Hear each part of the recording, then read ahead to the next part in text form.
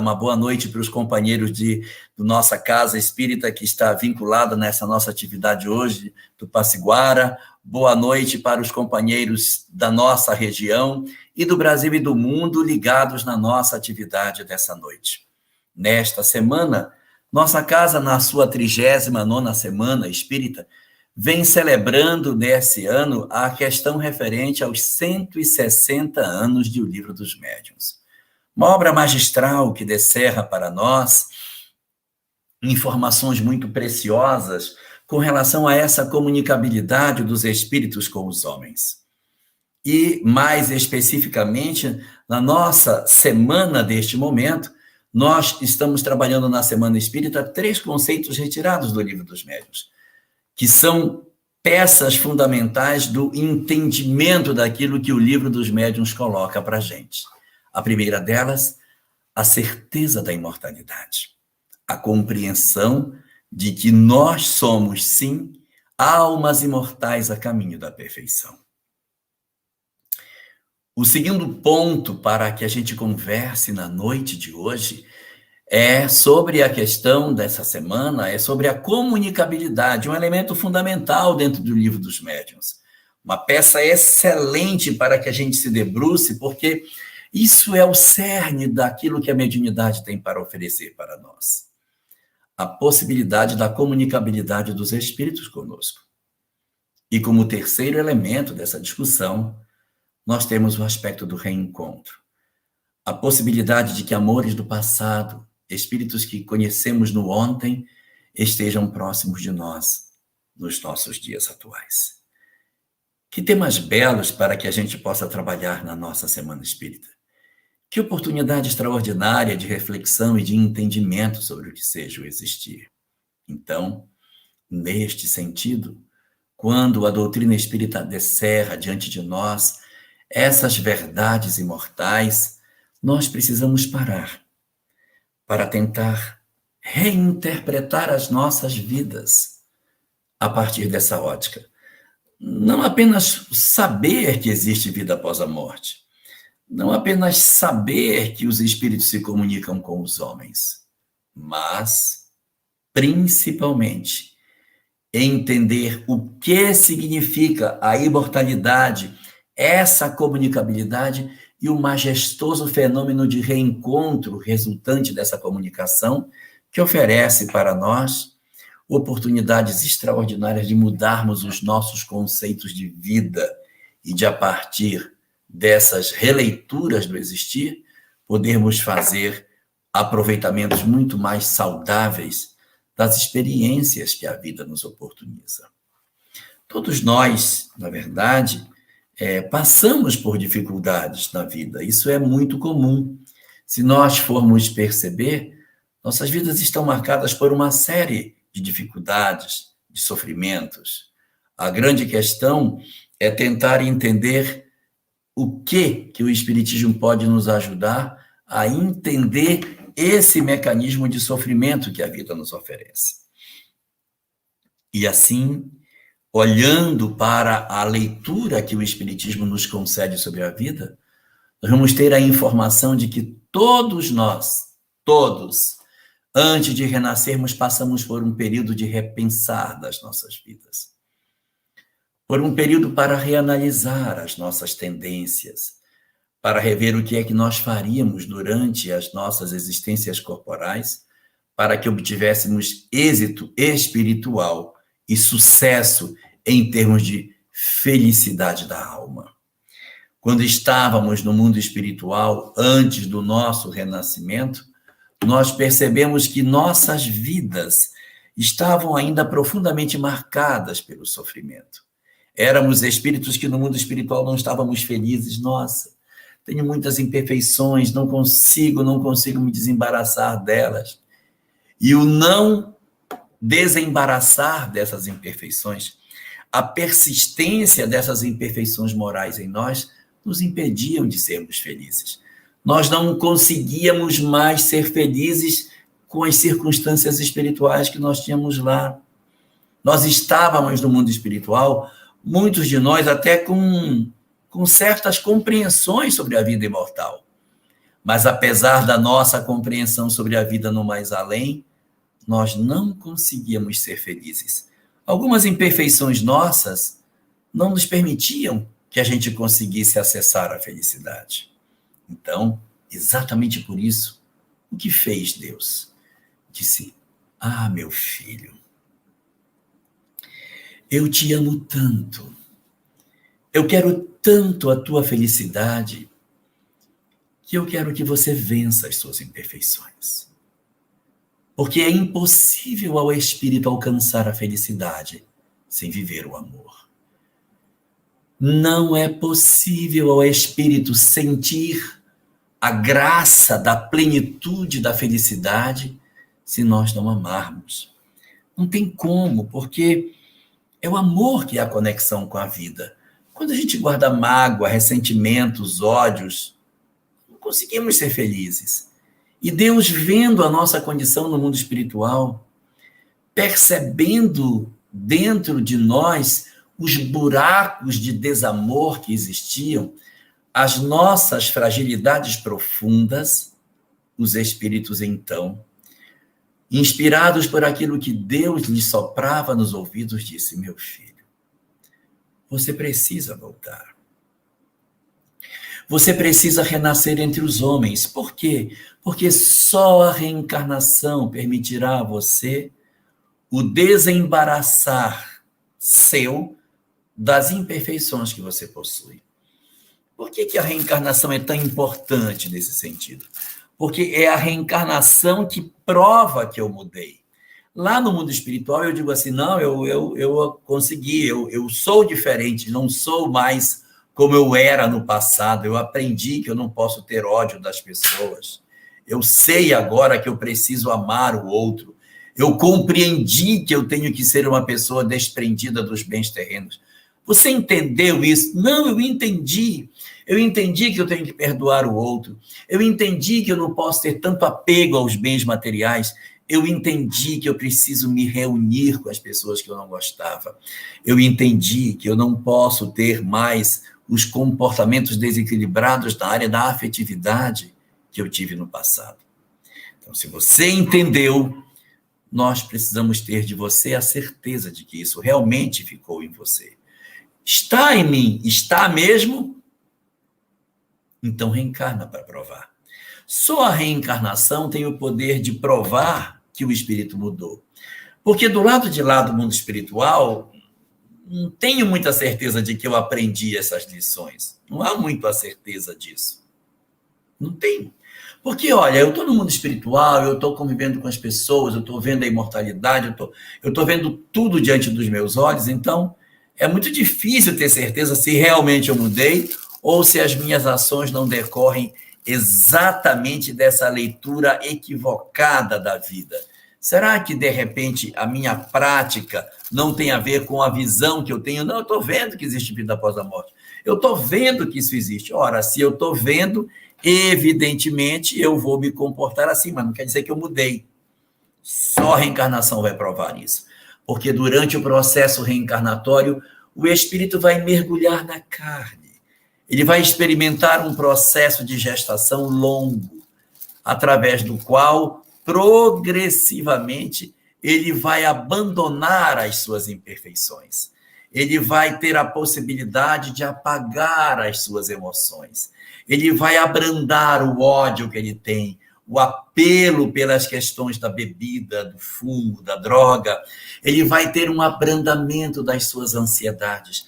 O fenômeno da reencarnação, o progressivo processo de esquecimento do passado, vai fazer com que o espírito comece a entrar num fenômeno de torpor, de desconexão das coisas espirituais e começar a como que adormecer para poder renascer entre os homens. É daí que vem a certeza de que a gente mudou. Porque quando nós estivermos entre os homens, tudo que eu pensei que eu fosse não vai existir mais em mim. Tudo que eu imaginei que eu tivesse dentro de mim e que não fosse no fundo do meu eu, vai apagar. Nós só renascemos no mundo físico com aquilo que está no fundo da nossa alma. o que não está no fundo das nossas almas, não renasce conosco.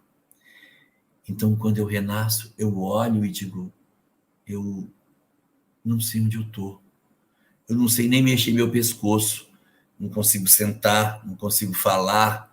Eu não consigo lidar com as coisas da vida. Eu vou ter que reaprender tudo de novo.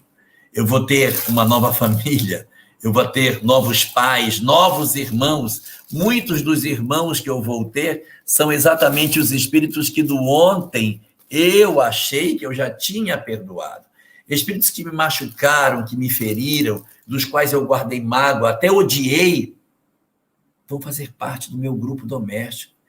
Eles estarão dentro do meu lar, na condição de meus irmãos.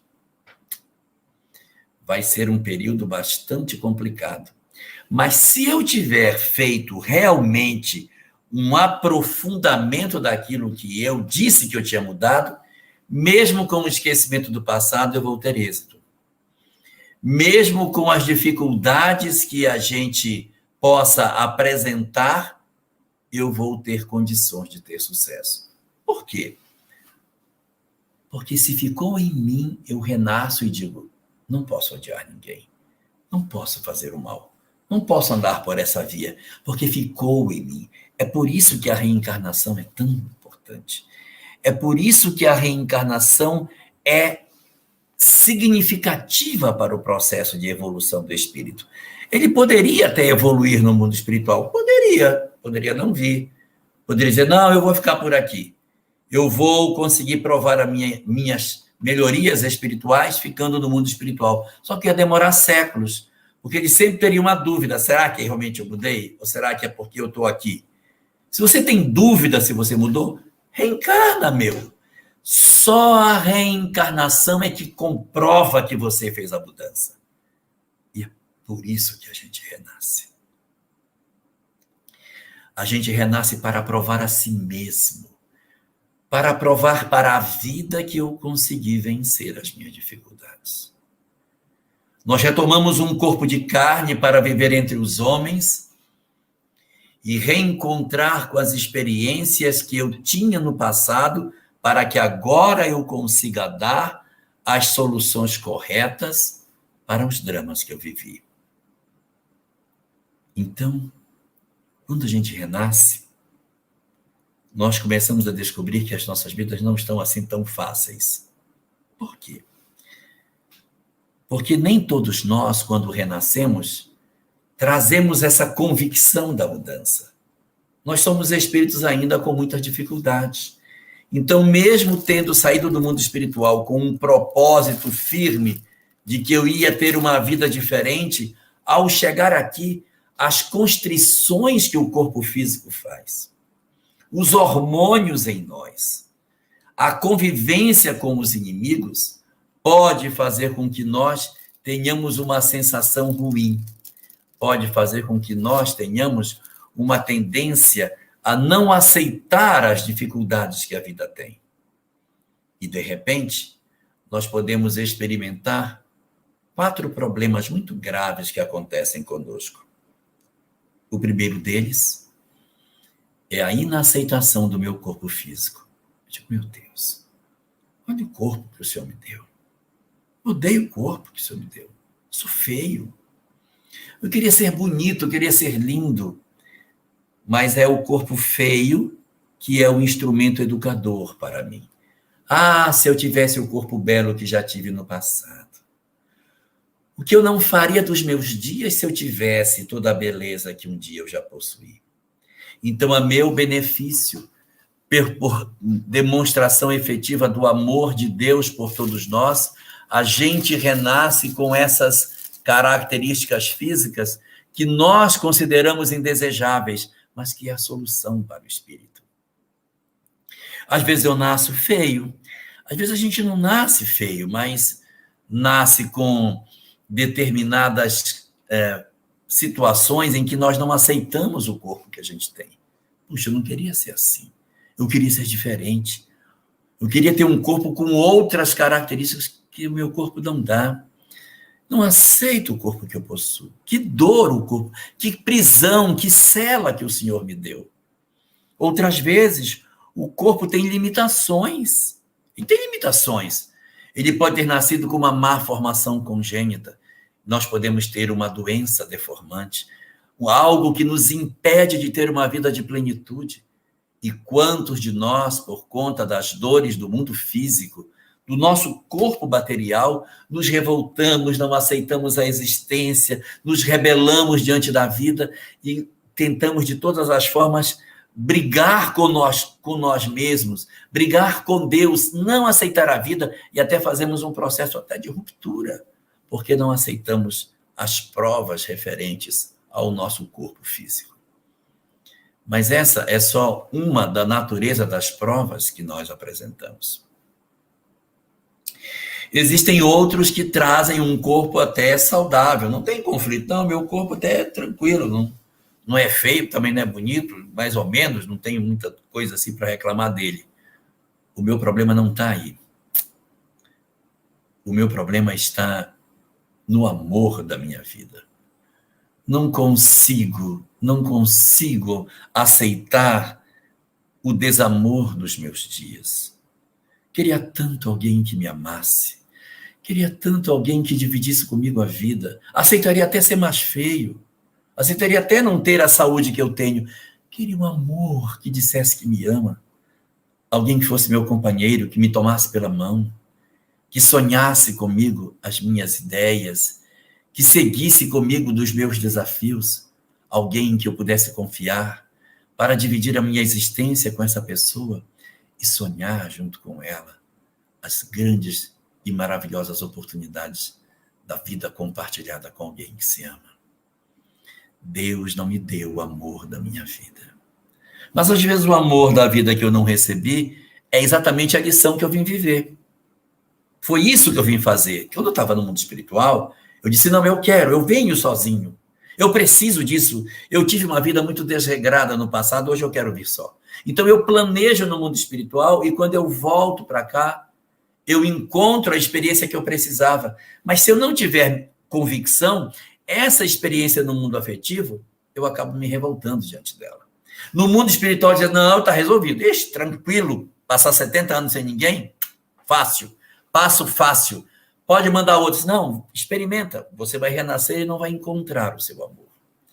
E a gente achava lá que tinha resolvido essa questão. Quando chegamos aqui, dizemos, meu Deus, mas é amargo demais. Como é difícil estar vivendo sem aquela pessoa do seu lado. Então, tem muitas pessoas que o drama não é físico, é afetivo. É o mundo afetivo que está complicado. E existe um terceiro tipo de problema. O problema não está no físico. O problema não está no mundo afetivo. O problema está na vida de sociedade. A sociedade não me aceita. Eu tenho graves problemas de me adequar nessa sociedade. Não gosto do bairro que eu moro, odeio a cidade que eu vivo, não suporto o país que eu ando, odeio as músicas que eu escuto, não gosto dos meus vizinhos. Meu Deus, que prisão social o Senhor me colocou. Olha os filhos que o Senhor me deu. Olha a vida em torno de mim, não quero viver isso. Meu Jesus, o que aconteceu comigo? Do lado de lá, antes de renascer, nós dizíamos, eu preciso de uma experiência na pobreza. Me dê uma chance de provar que eu sou capaz de ser fiel no pouco. Me dê. Me oportunize a chance de demonstrar que eu venci os meus graves anseios de riqueza e de poder. E quando a gente renasce com o esquecimento do passado, sopra-se para longe das nossas almas essa conformação, essa visão maravilhosa de vida desaparece e nós espraguejamos as experiências que a vida nos dá. Nós nos revoltamos diante das circunstâncias que a vida nos pede e, por conta disso, nossos dias se tornam amargos. Desenvolvemos depressão, ansiedade, síndrome do pânico e uma série de conflitos exatamente porque não conseguimos organizar as nossas vidas de acordo com aquilo que nós deveríamos buscar. Então, o que percebemos aí? Os dramas sociais estão sendo muito pesados para nós. Não queria ter isso. Queria ter outras experiências. Então, nessa questão dos dramas sociais, está a grande família na qual vivemos, os filhos, as pessoas, os primos, os vizinhos, as circunstâncias que envolvem o meu mundo de relações. Odeio isso. Não gosto disso. E essas são, muitas vezes, as provas mais difíceis que o espírito tem para viver. Ele sonha com tantas coisas, não consegue realizar. E como a quarta das realidades dos sofrimentos humanos, a circunstância não está nem no físico, nem no afetivo e nem no social, está no econômico. Eu queria ser rico, queria ter poder, dinheiro, mandar, viajar, possuir iates, fazendas, queria mandar em gente, queria ter riqueza, queria poder fazer o que eu quisesse. Tô pobre, meu Deus. Nossa, o que me dói é não ter poder de gastar, queria viajar. Mas Deus me fez nessa condição. A insuportável experiência de não poder ser importante na vida. A insuportável circunstância de ser um amaz na multidão. Não quero. Quero destaque. Quero dinheiro. Quero posição. Não aceito isso. Meu Deus, ser anônimo é péssimo. Eu quero estar na ribalta. Quero que as pessoas me conheçam. Eu quero ser importante. E Deus veio e me deu uma condição de silêncio, de subalternidade. No meu emprego é desse tamanhinho a minha importância. Eu queria tanto ser importante, mas não consigo ser assim. E exatamente por isso, muitos espíritos enlouquecem, porque a experiência econômica que eles vivem não é aquela que eles gostariam de viver. Conclusão, atravessamos a vida e temos a sensação de não estarmos aproveitando em virtude das dores e das dificuldades que nós atravessamos. Se a gente for perceber essas 4 situações, a gente pegar a primeira letra de cada uma delas, pegar o F de físico, o A de afetivo, o S de social e o E de econômico, faz a palavra fase. Porque tudo isso é só uma fase, gente. Tudo vai passar. Nós vamos passar por tudo isso. Se nós tivermos a leitura espiritual que o Espiritismo nos oferece, a gente vai conseguir perceber que, na verdade, as nossas existências elas não serão tão dolorosas como a gente imagina, se nós passarmos a entender que a vida física é uma coisa e a vida espiritual é outra. Nossas condições espirituais são perenes, mas as condições da vida física vão passar. É uma ilusão nós imaginarmos que, de repente, pelas nossas condições econômicas que a gente tem hoje, nós seremos para todo sempre espíritos nessa condição. Não, não é verdade. Eu serei para todo sempre uma alma sofrida do ponto de vista físico. Também não é verdade.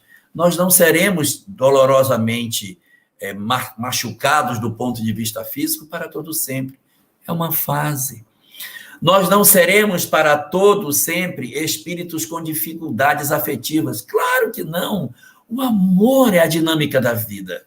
Se por algum motivo nós não temos a possibilidade de convivermos com alguém que nós gostaríamos que dividisse conosco a existência, isso é uma circunstância que vai passar, porque em breve tempo novas oportunidades nos serão oferecidas e nós iremos aprender a partir dessas leituras que as nossas almas podem sim e deverão encontrar com seus amores em breve.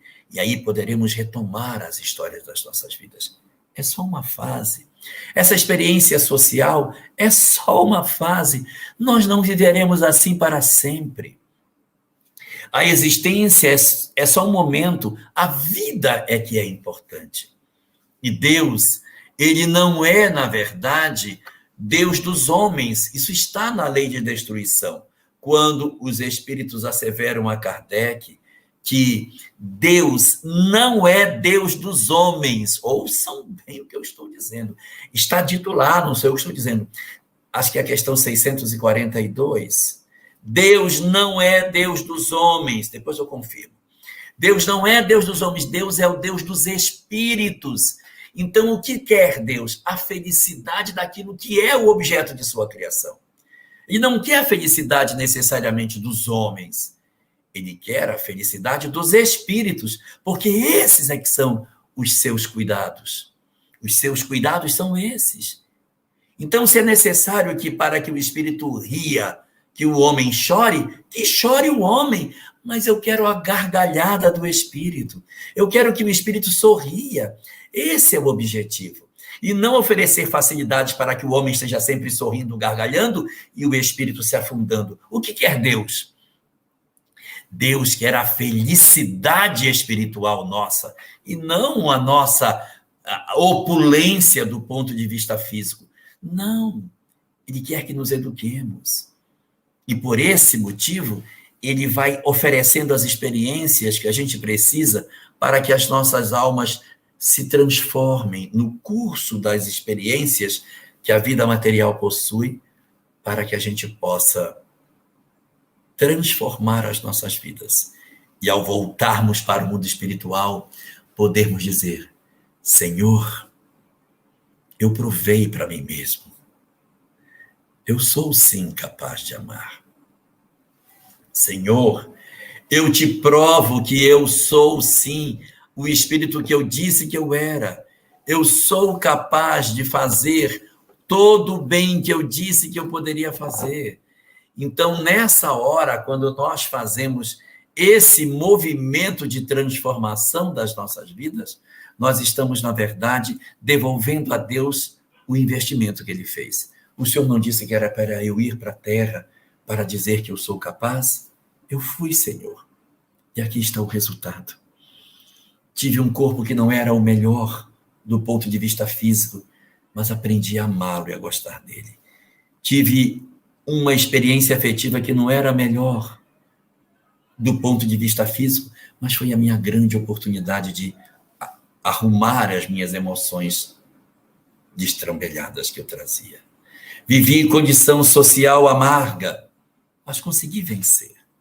E tive uma experiência econômica muito dolorosa, mas aprendi com o Espiritismo que é tudo só uma fase na minha vida para que eu consiga me despertar. E Deus ficará muito feliz conosco.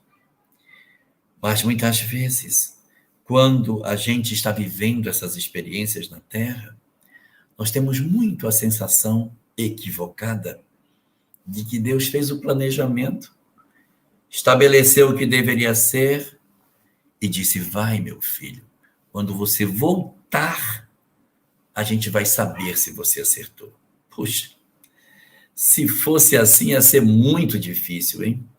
Se nós tivéssemos que realmente viver entre os homens sem saber se estamos indo pelo caminho correto, abandonados no mundo, muitos de nós nos perderíamos pelo caminho. Porque as provas da existência, elas são bem pesadas, sabe? Não é fácil viver entre os homens. Não é fácil ter essa oportunidade de renascer para viver todas essas experiências que a reencarnação nos exige. Nós precisávamos, sim, da certeza de que nós não estaríamos sozinhos nessa jornada. Porque se for para a gente vir para cá, para enfrentar os desafios que a existência nos pede, sem que a gente tenha nenhum ponto de socorro, nenhum apoio, nenhum local de acolhimento para as nossas almas, dificilmente nós vamos conseguir sucesso. Exatamente para que essa vinda para o mundo físico, para que esse experimentar no mundo corporal tenha mais sucesso, Deus disse: eu vou te dar uns abrigos para você se acolher. Nas tuas horas de dor, nos teus momentos de angústia, nas tuas horas de solidão, Nos momentos que você disser, meu Deus, eu não aguento mais, eu não tenho condição de suportar todas essas dores que eu estou vivendo, então Deus disse, eu vou te dar cinco abrigos para que você se agasalhe no sofrimento da dor. Quais são esses 5 abrigos que a gente tem? Esses abrigos, eles não são físicos, eles são, na verdade, espaços psicológicos onde a gente pode se agasalhar e se sentir protegido do processo do sofrimento que o mundo nos impõe. Porque estar na existência física promove, sim, o sofrimento. Se nós fôssemos sair da Terra e dizer assim, vai, meu filho, daqui a 80 anos, quando você voltar, a gente vai conferir, ver se você acertou, quem é que ia conseguir fazer as coisas certas? Então ele disse, eu vou colocar na tua trilha 5 elementos que vão te ajudar. O primeiro desses elementos, desses abrigos que Deus nos concede, é a família. A família, sim, a família. Nossos pais. Tá louco, meus pais foram muito difíceis, muito problemáticos. Não. Você nunca poderia ter sobrevivido se seus pais não tivessem cuidado de você. E posso asseverar, sem medo de errar, é impossível sobreviver na vida física sem alguém que nos cuide. Pode não ter sido a mãe, pode não ter sido o pai, pode ter sido um avô, uma madrinha, um tio, alguém, um irmão mais velho, mas alguém cuidou de você. Ninguém se alimenta sozinho quando nasce na Terra. Então, um primeiro movimento de gratidão você tem que fazer para quem lhe cuidou. Porque esses que lhe cuidaram, que lhe alimentaram, foram essenciais para o sucesso da sua encarnação. Eles alimentaram você fisicamente e foi quem cuidou de você espiritualmente. Foi quem ensinou você a falar, ensinou você a andar, deu alimento. Depois disse, meu filho, vá dormir. Sai da rua, não pega sol, escova os dentes, alimente direito, coma verdura, não coma só isso. Que papel maravilhoso que esses anjos exerceram nas nossas vidas. Eles fazem o papel de serem, ainda que imperfeitos, capazes de cuidar de nós. Isso é uma das coisas mais bonitas que a encarnação possui, é o dom de nos oferecerem anjos de carne. Porque são pessoas com defeitos? São. Possuem imperfeições? Demais, de sobra até. Mas na mescla das imperfeições, eles são cheios de virtude. Eu acho tão bonito a gente conseguir amar o que é imperfeito, você olhar para uma mãe e dizer para ela assim, eu sei que você é imperfeita, eu sei que você tem defeito, mas eu amo você da imperfeição que você tem. Olhar a sua mãe envelhecida, cheia de mazelas, e você olhar com um olhar de gratidão, é um negócio maravilhoso. Nosso pai que já está todo machucado, todo sequelado da vida, avançado nos anos, e você olhar para ele, e não olhar assim, olha só, velho desse jeito, mas olhar com um olhar de gratidão por aquilo que ele ofereceu. Olhe o que os nossos pais nos concederam. Vejamos nós as oportunidades que eles nos deram. Quantas vezes nos abrigamos debaixo dos seus conselhos, quando eles chegaram e disseram, não faça aí, meu filho, não faça isso. Não faça isso com você. Olhe, esse rapaz com quem você está andando não é boa companhia. Afaste-se dele. Não fique tão próximo dele. Ele não é uma boa pessoa para ficar perto de você. Aproxime-se de pessoas melhores. Então, essas orientações que a gente colheu no ambiente doméstico, elas foram de uma importância capital. Porque nossos pais eram imperfeitos, nossa, demais. Mas mesmo com as imperfeições que eles possuíam, eles ainda assim deram tudo o que eles podiam para nos educar. Erraram? Erraram. Se excederam? Se excederam. Promoveram determinadas ações que não deveriam ter tomado? Sim, mas eles são humanos. Eles têm defeitos. É isso que é belo. É você ter alguém que é cheio de defeitos, mas que cuidou com amor. É cheio de imperfeições, mas quando ia dormir, cobria, agasalhava com carinho, preparava comida para a gente comer, tinha a preocupação de de oferecer o que ele tinha de melhor. O que ele tinha de melhor não era uma grandeza extraordinária, mas era tudo que ele possuía. Às vezes, nossos pais foram vítimas da educação de nossos avós, menos preparados ainda para a missão de paz do que nossos pais. Então, eles receberam uma educação deficiente e repassaram a educação deficiente que eles têm. Mas com todas as imperfeições que se possa pensar, eles foram, de alguma maneira, os artífices do nosso sucesso, da gente poder hoje estar adulto, se relacionar com pessoas, ter um conjunto de valores.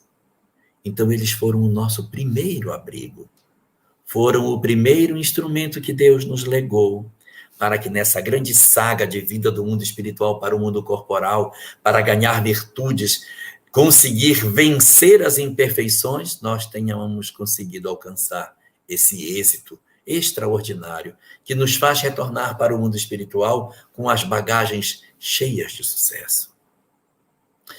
O segundo dos abrigos que Deus nos concedeu foram os nossos amigos. Sim.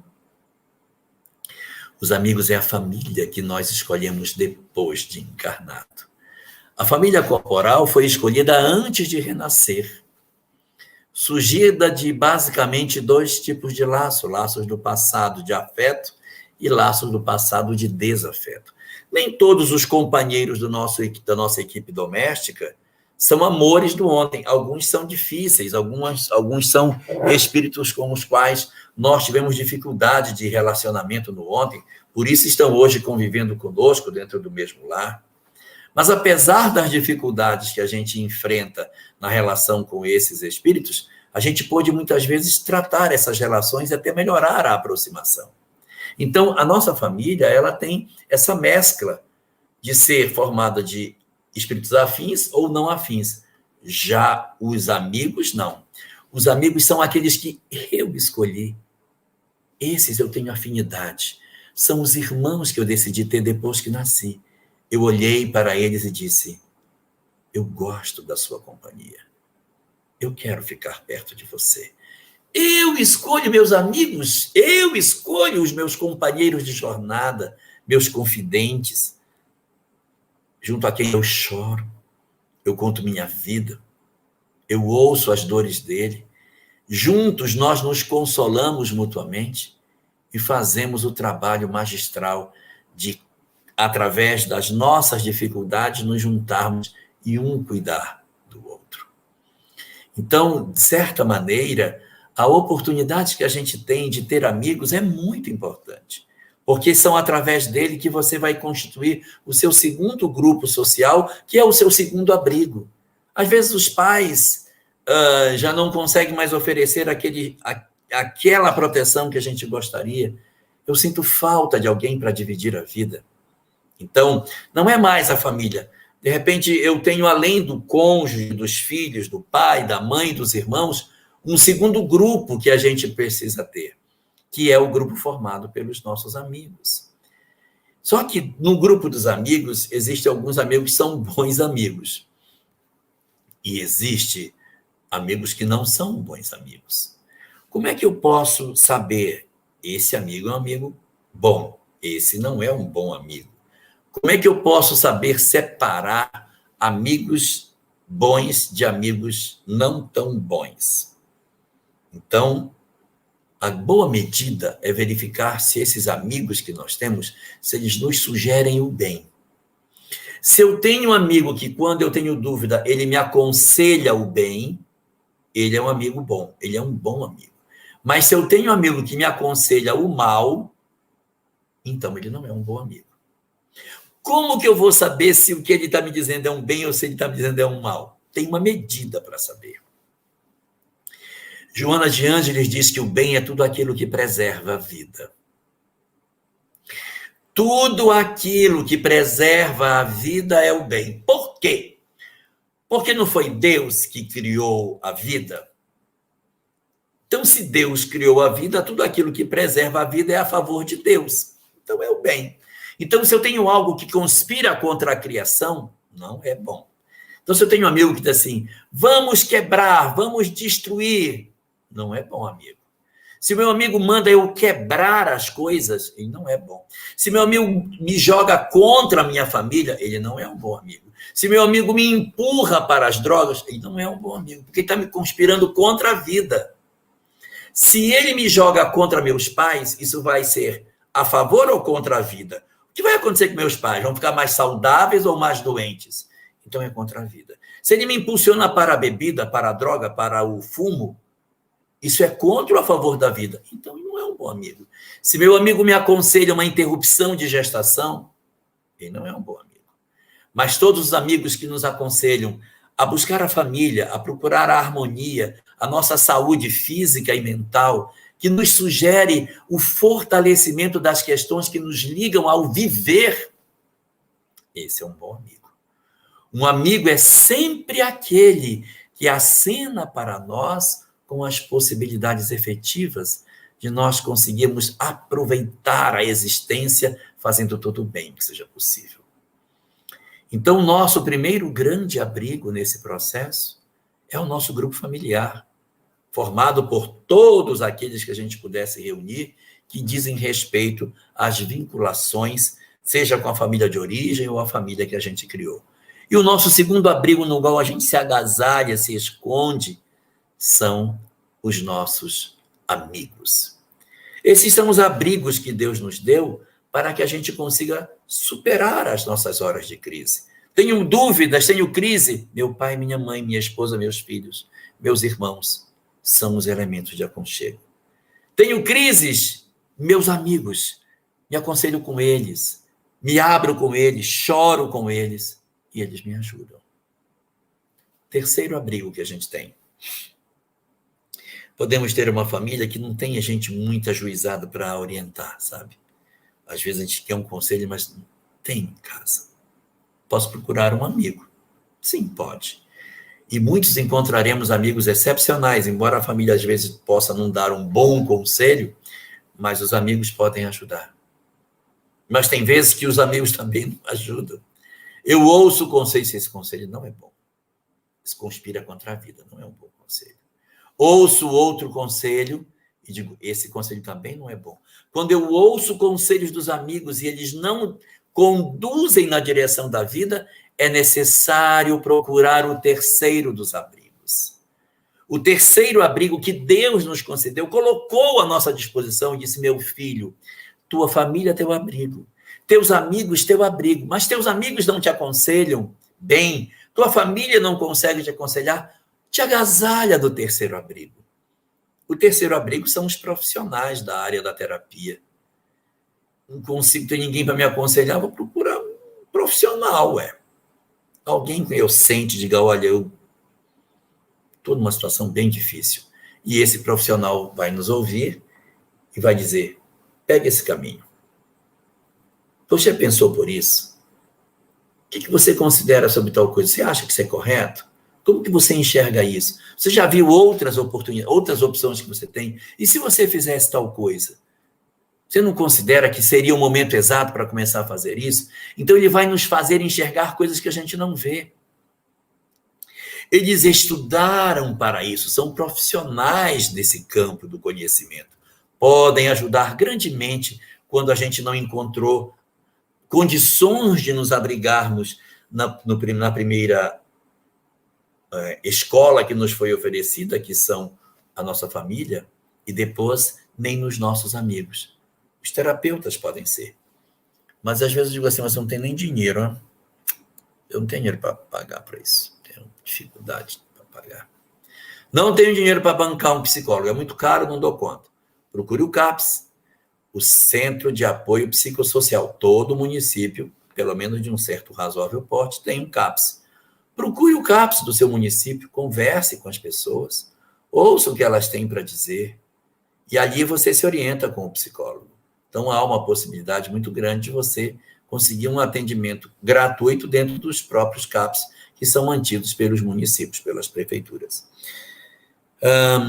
Na minha cidade tem CAPs, mas a fila é muito longa, muito comprida, né? Gente demais, pouco psicólogo, não consigo nem ser atendido, não vai dar tempo. procure outra alternativa.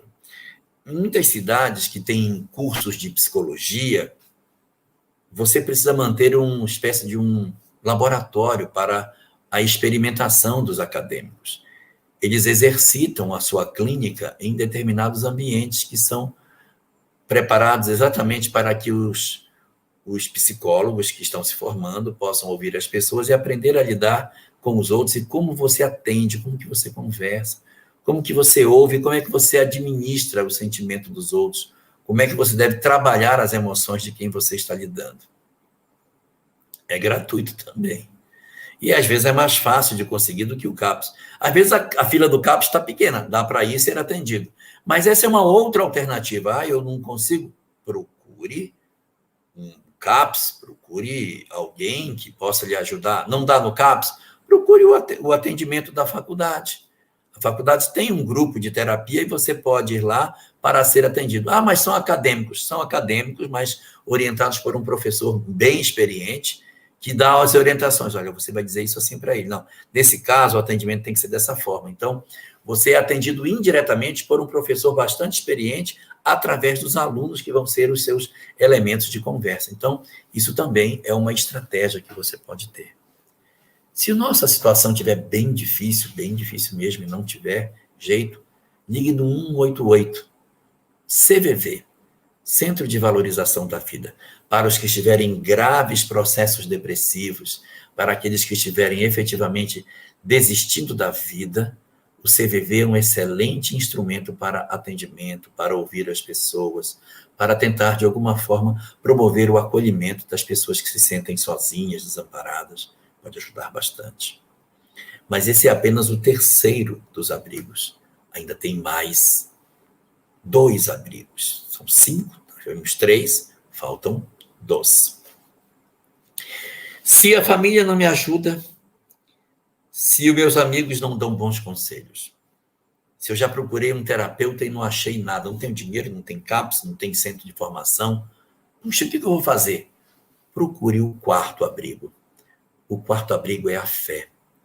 Procure um templo religioso da sua predileção. Se você gosta da Igreja Católica, procure a Igreja Católica. Se gosta da Igreja Protestante, procure a Igreja Protestante. Gosta da doutrina espírita? Procure uma casa espírita. E procure o trabalho de atendimento aos que padecem. Na casa espírita é chamado de atendimento fraterno pelo diálogo. Alguém poderá ouvir você. Não será efetivamente um terapeuta, mas é um ouvido com a visão da doutrina espírita para ponderar as questões, para tentar encontrar junto com você alternativas, ouvir as suas dores e tentar, de alguma maneira, ajudar a possibilidade de nós podermos nos organizar emocionalmente. Esses profissionais são muito importantes, porque eles podem...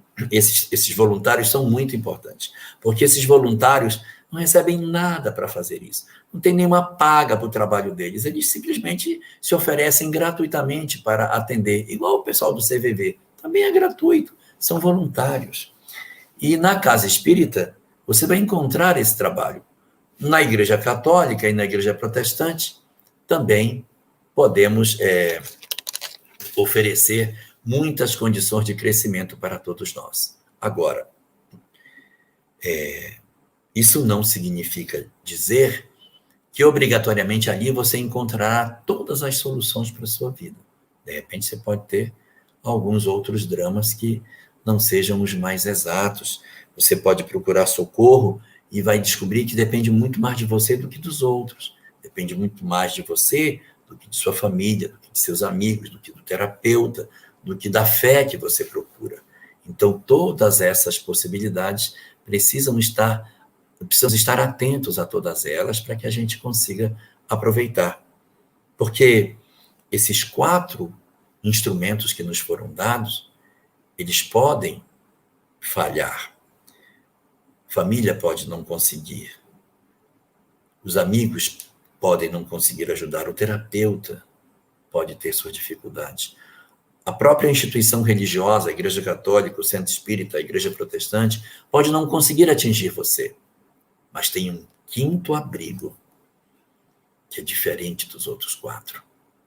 Observe a nossa mão como é. Nós temos 4 dedos que são muito parecidos, mas um que é totalmente diferente. Os 4 estão como que num plano, e o outro está num plano totalmente diferente. O 5º abrigo de Deus tem a ver fundamentalmente com o tema central do nosso encontro da nossa Semana Espírita. Qual é o tema central da nossa Semana Espírita? A celebração dos 150 anos de O Livro dos Médiuns. E nesse O Livro dos Médiuns, 3 palavras-chave são retiradas da obra para que a gente perceba como é que ela se insere na nossa vida. E essas 3 palavras escondem por trás delas, o 5º dos abrigos. As palavras são, e aqui vai a charada, o que é imortal? O que é que se comunica conosco? E o que é que se reencontra conosco? Já que o nosso tema central é imortalidade, comunicabilidade e reencontro. Qual é este elemento apresentado no Livro dos Médiuns, que é imortal, que não vai desaparecer com a morte, que se comunica conosco pelos fios invisíveis da mediunidade e que nos oferece, pela sua possibilidade de comunicação, o reencontro com as nossas almas? Sim, os espíritos, o último e o infalível socorro de Deus. Entre os abrigos que Deus nos concede, o abrigo da conexão com os bons espíritos é uma oportunidade extraordinária de êxito das nossas existências. Nós temos todas as noites um momento de conversa com eles, se assim quisermos. Podemos não ver os nossos pais todos os dias, podemos. Podemos não encontrar com os nossos amigos todos os dias. Podemos não ter a chance de falar com o nosso terapeuta todos os dias, e nem de estarmos no templo religioso para conversar com o sacerdote todos os dias. Mas nossos mentores têm a possibilidade extraordinária de estar em contato conosco todas as noites, quando vem o momento do sono, que Deus sopra as nossas almas para longe do corpo, e nós nos desembaraçamos do corpo físico e voltamos a ser novamente almas com um pouco mais de lucidez. Nossos espíritos benfeitores, que não descansam de cuidar de nós, se aproximam para oferecer o último e o mais extraordinário dos abrigos.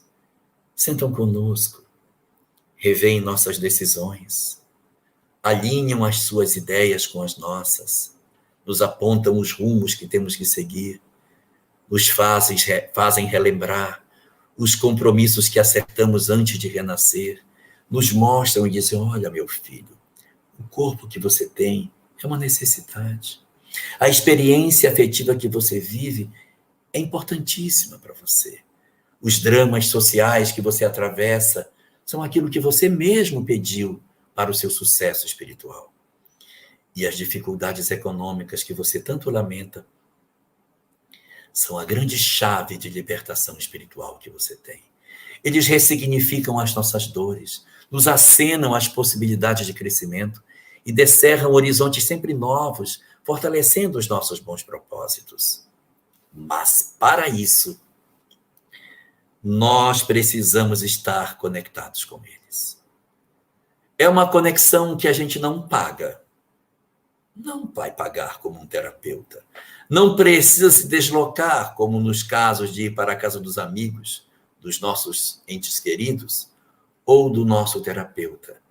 Eles vêm até nós pelos fios invisíveis da prece, que nós temos que aprender a cultivar de maneira bastante frequente, orarmos antes de dormir, guardar serenidade de espírito, não se permitir envenenar pelos sentimentos negativos para que essas conexões não se percam. E para promover o efetivo processo de conexão, a prática do bem. Para promover o verdadeiro processo de vinculação, porque o prazer de fazer o bem, as emoções do bem na alma do homem abrem as comportas da alma e trazem para o interior de nós as intuições, as ideias e a presença dos bons espíritos ao nosso lado. Portanto, nos nossos dias dolorosos de Covid, dos nossos conflitos existenciais da hora que atravessamos, olhemos o livro dos médiuns que completa seus 160 anos e não enxerguemos nele apenas o manual dos guias evocadores. Entendamos nele a janela aberta para o nosso processo de consolação, por sabermos que Deus não nos jogou nesse lugar e nos deixou sozinhos, mas abriu as janelas das nossas almas, para que nós estivéssemos em contato permanente com os espíritos, fortalecendo os nossos melhores propósitos, para que nós tivéssemos mais êxito nessa grande empreitada. E quando voltarmos para o mundo espiritual, podermos dizer resolutos: eu estava aqui e decidi ir, vencendo os meus temores e mergulhei na carne. Esqueci de tudo, renasci entre os homens não lembrando de que eu vim fazer. Mas o sopro da intuição, as ideias dos espíritos, os aconselhamentos de meus pais, o apoio dos meus amigos, o socorro dos terapeutas, o auxílio dos sacerdotes, debaixo da proteção infinita de Deus, vinculada ao meu desejo verdadeiro de ser melhor, e concedeu o êxito que eu vim buscar. E agora eu volto para o mundo espiritual, muito mais engrandecido do que aqui cheguei. Então, que nós reflitamos sobre isso e olhemos o livro dos médiuns como uma grande porta que nos concede entender o que seja essa conexão com o mais além, desde agora, para que a nossa encarnação tenha muito mais sucesso do que imaginamos.